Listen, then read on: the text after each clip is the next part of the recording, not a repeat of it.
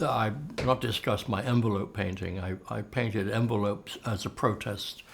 I have done envelopes and drawings about institutions. Harvard. I've done satires on Harvard. Uh, I have made protests about certain universities, and I've painted them on envelopes, and I've mailed them. I mail them to the people. I've mailed them to.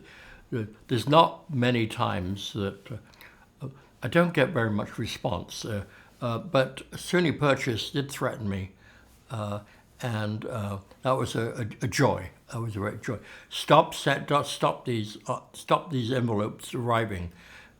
We don't want to see any more of your satires. Please stop doing this. The Donald Trump series um, did encounter some. I got one or two hate letters from people. I exhibited them downtown at coffee houses in Providence. I've done hundreds. I send them to people. I even sent them to Trump, Ivanka, Melania, the two boys, uh, Chuck Schumer. I've sent them to McConnell. I've sent them to you name a politician. I have sent a Trump painting. Nobody responded. But when I sent the Trump envelopes to Professor McCary at Emerson University in Boston, the security moved in and they removed the artwork and they questioned Professor McCary. They never questioned me, but I was reported to the American Post Office police, apparently. Um, the head of political science at CUNY, City of New York. She is a well-known writer. She's a doctor of political science, and she's head of the program. Her son goes to Brown University. I met her at the Small Point Cafe downtown, and she saw my envelopes, and she said, "Would you do some envelopes for me?" So I started to do some rather good drawings and painted in gouache anti-Trump drawings of him,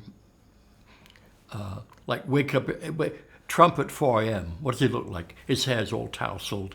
He's got big baggy shorts. He's got this stomach and he's true. I mean, he's naked. He's like obese. Sometimes he has lots of sores and spots on him.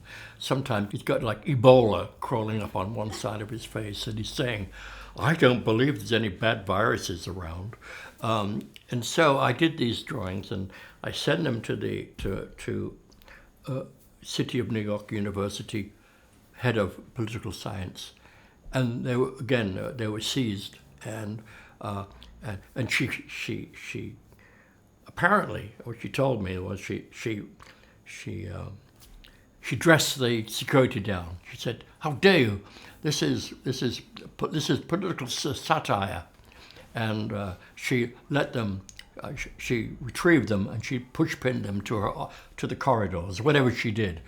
But in both Emerson University and at CUNY, the case was won. The security thought they were dangerous. The security within the higher educational establishments tried to stop my work being shown, but they went back on the walls, and no one got fired. So in a kind of small victory in a way. But from 2016 until 2021, there must be I even don't even photograph half of them, but I photographed some of them. There are probably 400 envelopes out there. Now, what did McConnell do with his? What did Donald Trump do with his? They went to the Trump Tower. They've gone to Mar-a-Lago. My envelopes went to Melania. What did Ivanka do with my? What did Kushner do with my envelopes? Did they arrive? Did they see them? And all the politicos in Washington, So I'm curious to know Washington Post, New York Times, L.A. Times, Boston Globe. I mean, I sent them. I sent them all. I sent them to faculty people. I sent them to all over. I cannot. So there are hundreds of envelopes, hand painted, and on the back it says, "Original art through the mail," and everyone has it. I write it very clearly on the back, and I began using a pseudonym, but soon I stopped using a pseudonym, used my own name, and there are a lot of envelopes, and I don't know what anyone has done to them, but they are original paintings. I'm assuming that one day there may be a search and people will begin to collect them, perhaps.